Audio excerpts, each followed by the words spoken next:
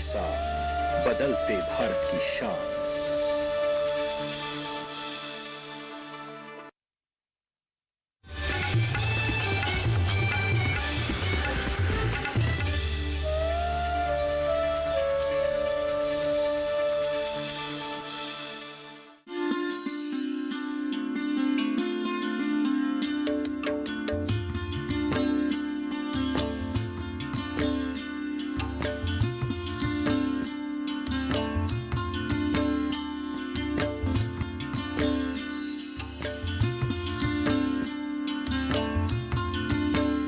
नमस्कार किसान भाइयों बहनों, आप देख रहे हैं दूरदर्शन किसान गांव किसान कार्यक्रम में आप सभी का स्वागत है। मैं हूं अदिति शर्मा।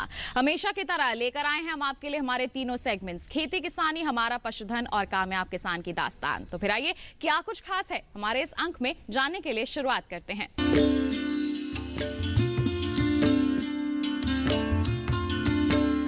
आइए कार्यक्रम की शुरुआत करते हैं खेती किसानी सेगमेंट के साथ। बता दें आपको कि खेती किसानी के क्षेत्र में यानी कि कृषि के क्षेत्र में क्या कुछ खास गतिविधियां हो रही हैं जो कि आपके लिए फायदेमंद साबित हो सकती हैं। आइए नजर डालते हैं हमारे सेगमेंट पर।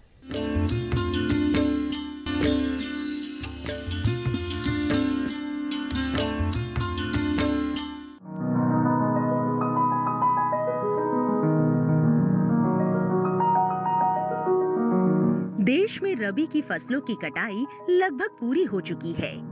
कटाई के बाद किसानों के पास दो महत्वपूर्ण विकल्प रह जाते हैं। पहला, उपज को बाजार में बेचना और दूसरा, बाजार में उपज के मूल्य के सही समय का इंतजार करना। ऐसे में ज्यादातर किसान अपनी उपज का भंडारण कर लेते हैं और बाजार में अनाज का सही दाम मिलने पर उसे बेच देते हैं। लेकिन उपज का भंडारण ऐसे करना चाहिए कि उसे नुकसान ना पहुंचे और लंबे समय तक अनाज सही स्थिति में रहे। वैसे तो अनाज को भंडारित करने के कई तरीके हैं, लेकिन आधुनिक तकनीकों ने अनाज भंडारण में कई सहूलियतें दी है। आज हम अनाज भंडारण की विभिन्न तकनीकों के बारे में जानेंगे। हमारे देश में 3 तरीकों से अनाज भंडारण किया जाता है, जिसमें पारंपरिक भंडारण, बुखारी में, मेरई में, बैग में, खुली हवा या गोदामों में, आधुनिक भंडारण, सिलो, शेड या गोदाम। किसान उपज की मात्रा और भंडारण अवधि के हिसाब से तकनीक का इस्तेमाल करते हैं, लेकिन हर तरह की विधि में अनाज भंडारण करते समय कुछ बातों का ध्यान रखना चाहिए। जैसे अनाज भंडारण के लिए पक्के भंडार गृह बनाएं। बीज कंटेनर को मेलाथियान 50 EC दवा से अच्छी तरह साफ करें। भंडारण में चबूतरा जमीन से 2 या 2.5 फीट ऊंचा और दीवारों से 1.5 से 2 फीट दूरी चारों ओर छोड़कर बनाएं। पुराने बोरों के प्रयोग से पहले तेज धूप में सुखाए या उबलते पानी में डालकर धूप में रखें और 1% मेलाथियान के घोल में 10 मिनट तक डुबोकर फिर धूप में रखें। अनाज ढोने के बर्तन, गाड़ी व अन्य सामान को धूप में सुखा लें। भंडार से पहले ये सुनिश्चित कर लें कि अनाज में 10 से 20% से अधिक नमी ना हो। यदि अनाज को बोरों में भरकर रखना हो तो गोदाम के फर्श पर लकड़ी का तख्ता, खजूर की चटाई, पॉलिथीन, तिरपाल या फिर गेहूं के भूसे की परत बिछा दे, जिससे नमी बोरे तक नहीं पहुँचे। अनाज के बोरों को दीवार से कम आधा मीटर की दूरी पर रखें। अनाज को गोदाम में रखने से पूर्व 1 क्विंटल अनाज में 1 किलो नीम की निम्बोली का पाउडर मिलाकर रखें, जिससे कीटों की क्षति कम होती है। यदि अनाज को ढेरों में रखना हो तो उसमें नीम की पत्तियां मिला दें। यदि अनाज को बीज हेतु सुरक्षित रखने के लिए अनाज पॉलिथीन शीट पर फैलाकर मेलाथियान 5% चूर्ण की 250 ग्राम की मात्रा प्रति क्विंटल बीज में अच्छी तरह से मिलाकर भंडारित करें। इस तरह से कुछ बातों का ध्यान रखकर किसान लंबे समय तक अनाज को भंडारित कर सकते हैं और होने वाले नुकसान को कम कर सकते हैं।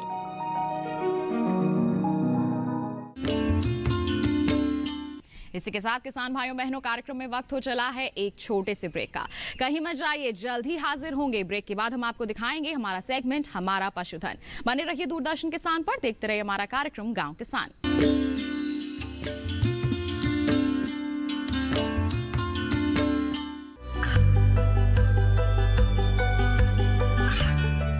गांवों और पिछड़े क्षेत्रों में सरकारी योजनाओं की जानकारी पहुंचा। देश में कौशल और क्षमता विकास कर ग्रामीणों को सामाजिक बदलाव और विकास से जोड़ने की दूरदर्शन किसान की पहल चौपाल चर्चा देखें सोमवार से शुक्रवार सुबह 9 बजे।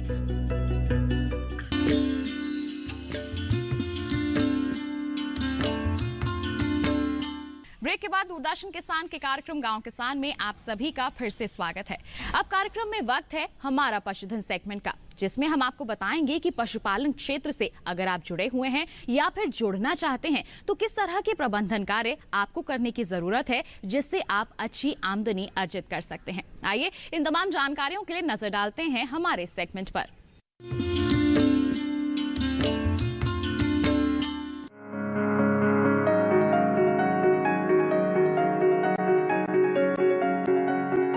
मधुमक्खियां पर्यावरण संतुलन में अहम भूमिका निभाती हैं। साथ ही वर्तमान समय में इनका पालन करना आत्मनिर्भर होने के लिए अच्छा विकल्प भी है। कम जोत वाले किसान या युवा इस व्यवसाय को अपनाकर आर्थिक रूप से मजबूत हो सकते हैं, क्योंकि इसे शुरू करने के लिए कम स्थान और कम पूंजी की जरूरत होती है। प्रयागराज के रहने वाले अजीत कुमार ने अपनी पारिवारिक स्थिति को सुधारने के लिए मधुमक्खी पालन का सहारा लिया। इसके लिए उन्होंने शुरुआत में 3 बक्सों में मधुमक्खी पाली, जो आज बढ़कर करीब 200 बक्से हो चुके हैं। 2009 से शुरू किए गए इस व्यवसाय को संवारने के लिए अजीत जी ने 2014 में केवीके से प्रशिक्षण लिया, जो काफी सहायक रहा। कृषि विज्ञान केंद्र ग्रामीण युवाओं के लिए प्रशिक्षण का कार्यक्रम चलाती है। इसके साथ साथ खेती किसानों के लिए और प्रसार कार्यकर्ताओं के लिए प्रशिक्षण का कार्य करती है। हम जानते हैं कि आज युवा जो है वो पलायन कर रहे हैं गांव से, और जबकि उनके पास रोजगार के लिए कोई साधन नहीं है। ऐसे में उन्हें ऐसे प्रशिक्षणों को देना ताकि वो जो है वो अपने गांव में रहते हुए वो अपने कार्यों को करें, अपनी खेती के साथ साथ कुछ ऐसे उद्यम लगा सके जिसके द्वारा उन्हें अतिरिक्त आय मिल सके। मधुमक्खी पालन जो है वो एक ऐसा उद्यम है जहां पर किसान जो है, जो युवा जो है वो खेती के साथ साथ मधुमक्खी पालन कर सकता है, जिसके द्वारा उसे वो अतिरिक्त जो है आय मिल सकती है। और इसके अलावा न सिर्फ उसे अतिरिक्त आय मिलती है, लेकिन जो हमारा कृषि का उत्पादन है वो भी बढ़ जाता है, क्योंकि हम जानते हैं कि ये हमारे लाभकारी कीट जो है, मधुमक्खी एक लाभकारी कीट है जो पर परागण की क्रिया करके जो है वो हमारे उत्पादन को भी बढ़ा देती है। कृषि विज्ञान केंद्र का जो है वो ऐसे युवाओं को जो बेरोजगार हैं और उनको जो है वो प्रशिक्षण देने का कार्य करती है। जबकि हम जानते हैं सरकार की मंशा ये है कि हमारे किसानों की आय दुगनी हो। अगर किसान जो है वो मधुमक्खी पालन के साथ साथ खेती के साथ साथ मधुमक्खी पालन को वो करे तो निश्चित रूप से उसकी आय में 2 गुना 3 गुना जो है वृद्धि होगी, और इसके अलावा जो है उसका उत्पादन में भी उसका वृद्धि होगी। और हम जानते हैं कि बहुत सारे हमारे किसानों को जो है कृषि विज्ञान केंद्र के वैज्ञानिक जो है वो अलग अलग गाँव में जा कर के किसानों को जो है वो प्रशिक्षण देते हैं। हमारे केंद्र पर जो है मधुमक्खी पालन का जो है प्रशिक्षण जो है चलाया जाता है, और उन्हें स्किल डेवलपमेंट में जो उनके विकास को कैसे वो मधुमक्खी पालन करें, इसके लिए पूरी उनको जानकारी दी जाती है, और वहाँ पर वो जानकारी प्राप्त करके जो है किसान जो है वो मधुमक्खी पालन कर रहे हैं। उसी प्रकार से हमारे बीच में अजीत कुमार मौर्य है, जो आप देख रहे हैं यहाँ पर इस स्थान पर जो बक्से हैं वो अजीत कुमार मौर्य जो हैं वो जगदीशपुर गांव के धनुपुर ब्लॉक के किसान हैं, जिन्होंने हमारे केंद्र से 2014 में प्रशिक्षण प्राप्त किया, और उसके बाद जब इन्होंने अपने इस कार्य को बढ़ाया तो उनकी जो है आय में कई गुना वृद्धि हुई। इन्होंने 3 बक्से से इसको प्रारंभ किया, और आज इनके पास 100 बक्से करीब लगभग है, जो 18 से 20 कुंटल प्रति वर्ष जो है वो शहद का उत्पादन करते हैं। न सिर्फ शहद का उत्पादन करते हैं, लेकिन इसके साथ साथ इन्हें पराग भी मिलता है, जो जिसे वो सेल करके उसे बेच करके जो है अतिरिक्त आय उसके साथ साथ उसे प्राप्त करते हैं।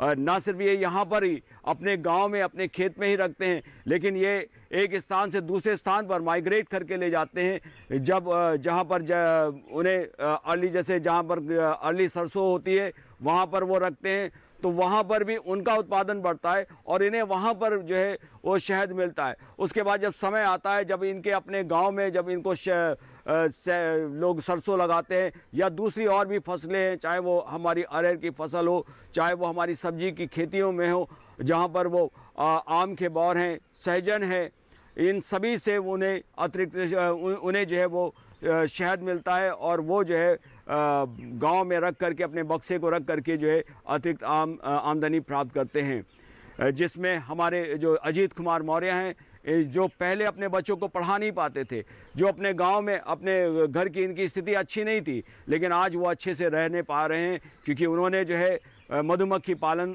को एक उद्यम के रूप में लिया है। और आज वो जो है प्रति वर्ष जो है करीब 1,80,000 से लेकर के 2,40,000 तक जो है वो अतिरिक्त आय जो है मधुमक्खी पालन से प्राप्त करते हैं। और मैं सभी किसान, मैं युवाओं से अनुरोध करूंगा कि मधुमक्खी पालन करके वो एक अतिरिक्त आय ले सकते हैं और कृषि में जो है वो अपने उत्पादन को बढ़ा सकते हैं और हमारी आय जो दो गुना है। और क्योंकि जब हमारा जोत कम होता जा रहा है, ऐसे में हमें एक आवश्यकता इस बात की है कि हम उद्यम को लगाएं, ऐसे उद्यम को लगाएं जो हम खेती के साथ साथ उसे कर सकते हैं और ये हमारे लिए लाभकारी होगा। अजीत न सिर्फ शहद के लिए मधुमक्खी पालन करते हैं, बल्कि वो बाकी किसानों और युवाओं को मधुमक्खियां भी उपलब्ध कराते हैं। हाल ही में अजीत जी ने करीब 50 बक्से मधुमक्खियां बेची हैं, जिससे उन्हें अतिरिक्त आय हुई है। मैं मधुमक्खी पालन 2009 से कर रहा हूं, जो अब तक हमारा 10 साल पूरा हो गया है। इसके पहले मैं शुरू में 3 परिवार मक्खी खरीदा था। 3 परिवार से मक्खी खरीदने के बाद मैं मक्खी का काम शुरू किया। उसके बाद 2014 से मुझे KVK से प्रशिक्षण मिला और प्रशिक्षण मिलने के दौरान फिर मेरी प्रगति हुई। तो मेरा शुरू का कहानी यह है कि सबसे पहले मैं बम्बई गया था। बम्बई में मैं 17 महीने कंटिन्यू काम करने के बाद मुझे बम्बई से बहुत ऊब हो गई। तो मैं अपने गांव आने लगा तो रास्ते में सोच रहा था कि मुझे क्या करना चाहिए। मैं इसी बात का उधेड़ बुन चल रहा था मन में। फिर घर आने के बाद हमने कहा कि अब मैं मधुमक्खी पालन का ही काम शुरू करूंगा और मधुमक्खी पालन का काम मैं शुरू कर दिया। तो मैं सर्वप्रथम 3 बक्से मक्खी खरीद के लाया। फिर उसी मक्खी को लेकर 2 सालों तक अध्ययन करता रहा। मेरी मक्खी एक बार तो सब मर गई थी, सिर्फ 3 फ्रेम की मक्खी बची थी एक डिब्बे में। 2 डिब्बे तो एकदम ख़त्म हो गए थे। फिर उसी 3 फ्रेम की मक्खी से मैं धीरे धीरे करके काम करते करते मेरे पास 20 बक्से हुए, 20 बक्से से फिर 30 बक्से हुए, फिर 40 बक्से हुए। इसी प्रकार से आज मेरे पास 200 डब्बे हो गए हैं और मैं बहुत सारी मक्खियों को बेच भी चुका हूँ डिब्बे के साथ में। इस साल अभी मैं नवंबर में जो है 50 डिब्बे मक्खी बेचकर कार्य को आगे बढ़ा रहा हूँ। और KVK वालों का बहुत बड़ा सहयोग मेरे साथ रहता है। उनके साथ साथ डॉक्टर DRM डेनिस सर का भी सहयोग इस समय मिल रहा है स्वाट से। उन्होंने मुझे 25 बक्से और सुपर के साथ पूरा सामग्री दिया था और मैं इस समय मधुमक्खियों से पराग, मोम, परपालिश, विष, इन सब सारी चीज़ों को निकाल रहा हूँ। शहद का मैं विक्रेता भी हूँ। शहद फुटकर में भी बेच रहा हूँ, थोक में भी बेच रहा हूँ। इस समय हमारा कार्यक्रम जो है वह अच्छे से चल रहा है। हमारा परिवार इसी पर आश्रित है और मैं परिवार के साथ अपने बच्चों का भी भरण पोषण मधुमक्खियों के द्वारा करता हूँ। मेरे पास विशेष खेती नहीं है, लेकिन मधुमक्खी ही मेरी खेती है, मेरा व्यवसाय है, मेरा बिजनेस है और मुझे आगे ले जाने का कार्य मधुमक्खी ही कर रहे हैं। इसके साथ साथ मैं KVK वालों का धन्यवाद देना चाहूँगा, डॉक्टर अजय सर का, जो बार हमको बीच में हमेशा जो है मार्गदर्शन देते रहते हैं, मेरी ऊर्जा को हमेशा बढ़ाए रखते हैं और उन्हीं के सहारे मैं काम को आगे लेकर चल रहा हूँ। मजबूत इरादे इंसान को सफल बनाने में सहायक होते हैं। जिस तरह अजीत जी ने अपनी मेहनत से अपने आर्थिक हालात बदले हैं, इसी तरह बेरोजगार युवा KVK से प्रशिक्षण लेने के बाद अपना भविष्य संवार सकते हैं।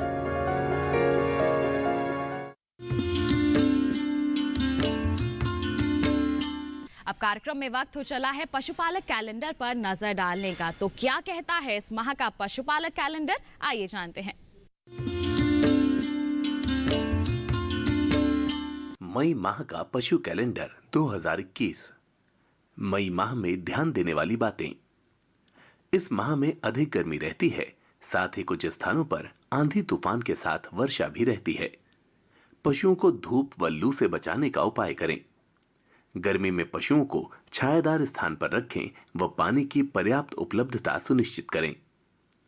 पशुओं में लवणों की कमी नहीं होने पाए, इस हेतु लवण मिश्रण निर्धारित मात्रा में दाने या पानी में मिलाकर दें। पशुओं के आहार में मौसम के अनुसार आवश्यक बदलाव करें। दुग्ध उत्पादन क्षमता बनी रहे, इसके लिए उसे संतुलित आहार दें। चमोकन एवं पेट की कृमि से बचाव का उचित प्रबंध करें। खरीफ में हरा चारा लेने के लिए ज्वार एवं मक्का की बुआई करें। भेड़ पालक इस माह में भेड़ की ऊन कतरने का कार्य करें। इसी के साथ कार्यक्रम में वक्त हो चला है एक और छोटे से ब्रेक का। आप कहीं मत जाइए, ब्रेक के बाद हम आपको दिखाने वाले हैं हमारा अगला सेगमेंट, कामयाब किसान की दास्तान। बने रहिए दूरदर्शन किसान पर और देखते रहिए हमारा कार्यक्रम गांव किसान।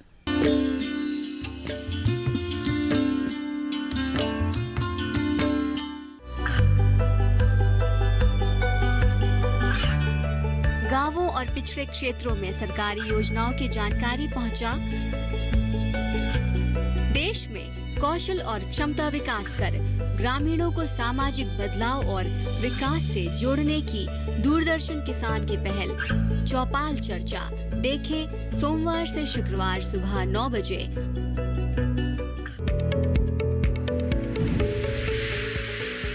खुशहाल होंगे खेत, पशु रहेंगे स्वस्थ, सरकारी स्कीम का होगा लाभ। जब एक्सपर्ट्स का मिलेगा साथ, आपके सवाल विशेषज्ञों के जवाब, सिर्फ एक फोन कॉल की दूरी पर। देखिए किसानों का अपना प्रोग्राम हेलो किसान, सोमवार से शुक्रवार शाम 6 बजे से सिर्फ दूरदर्शन किसान पर।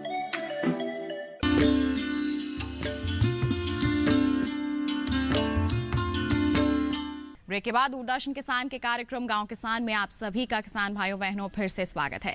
अब कार्यक्रम में वक्त है कामयाब किसान की दास्तान का, यानी कि मुलाकात करने का एक ऐसे सफल किसान से जिन्होंने कठिन परिस्थितियों में भी डटकर हिम्मत रखकर सामना किया है और सफलता हासिल की है। आइए मुलाकात करते हैं हमारे सफल किसान से, जानते हैं क्या है उनकी दास्तान। हरियाली से भरे ये खेत किसे नहीं लुभाते। यही वजह है कि ज्यादातर युवा वर्ग उच्च शिक्षा लेने के बाद खेतों की तरफ मुड़ रहे हैं। उनके इस कदम से खेतों को भी लाभ मिल रहा है और युवाओं को भी। युवा वर्ग नई तकनीकों को अपनाकर कृषि को नया रूप देने में लगे हैं। ऐसे ही एक युवा किसान हैं लक्ष्य डबास, जिन्होंने पढ़ाई करने के बाद जैविक खेती शुरू की। दिल्ली के युवा किसान लक्ष्य डबास 10 एकड़ खेत में जैविक खेती कर रहे हैं। एमए की डिग्री लेने के बाद लक्ष्य ने कृषि में भविष्य बनाने की ठानी। हालांकि उनके परिवार में पहले से खेती की जाती थी, लेकिन उनके परिवार ने कभी भी रासायनिक खाद का इस्तेमाल नहीं किया। इसकी महत्ता लक्ष्य को पढ़ाई के दौरान ही हुई और उन्होंने भी इसे आगे बढ़ाने का सोचा। हालांकि लक्ष्य के लिए खेती का काम नया था, इसके लिए उन्होंने धीरे धीरे जानकारी जुटानी शुरू की और खेती शुरू की। और आज लक्ष्य अपने खेतों में करीब 45 किस्म की सब्जियां उगा रहे हैं, साथ ही अनाज का उत्पादन भी कर रहे हैं। फसलें उगाने में वो मौसम का और जैविक खाद का खास ख्याल रखते हैं। वो चाहते हैं कि उनके खेतों से जिन घरों में उपज जाती है वहाँ की पूरी थाली ही जैविक हो। हमारे फादर ने बेसिकली ग्रीन रेवोल्यूशन को बाईपास कर दिया।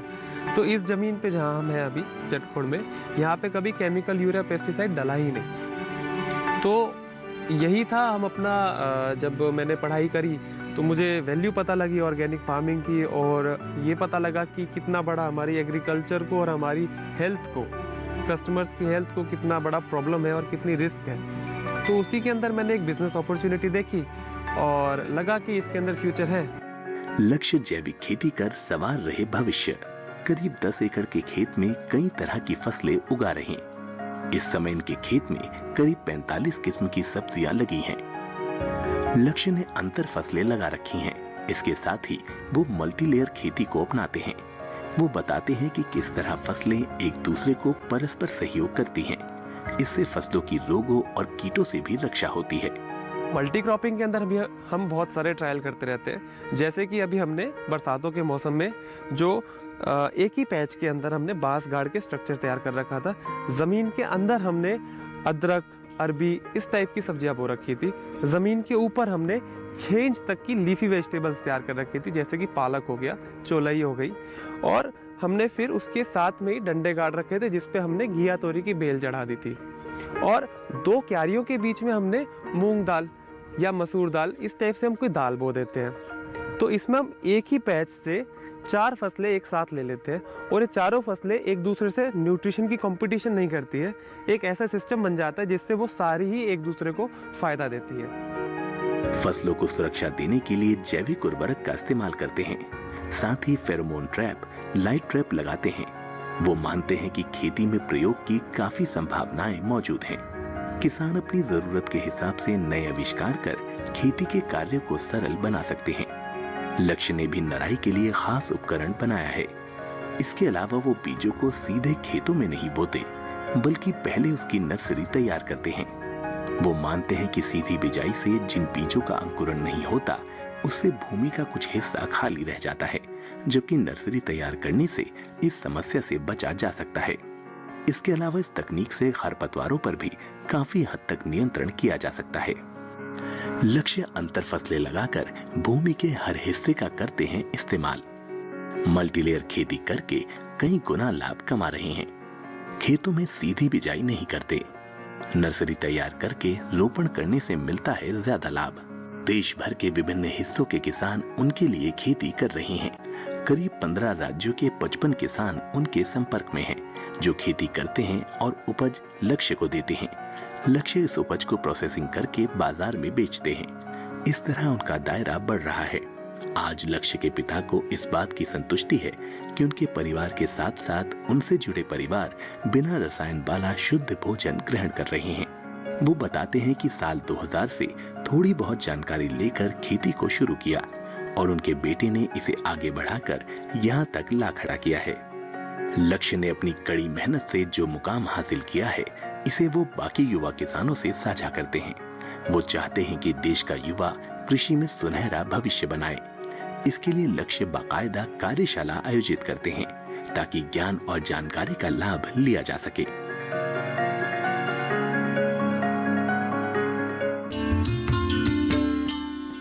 तो ये थे हमारे आज के सफल किसान। हम उम्मीद करते हैं कि इनकी कामयाबी को देखकर इनसे आप जरूर प्रेरित होंगे।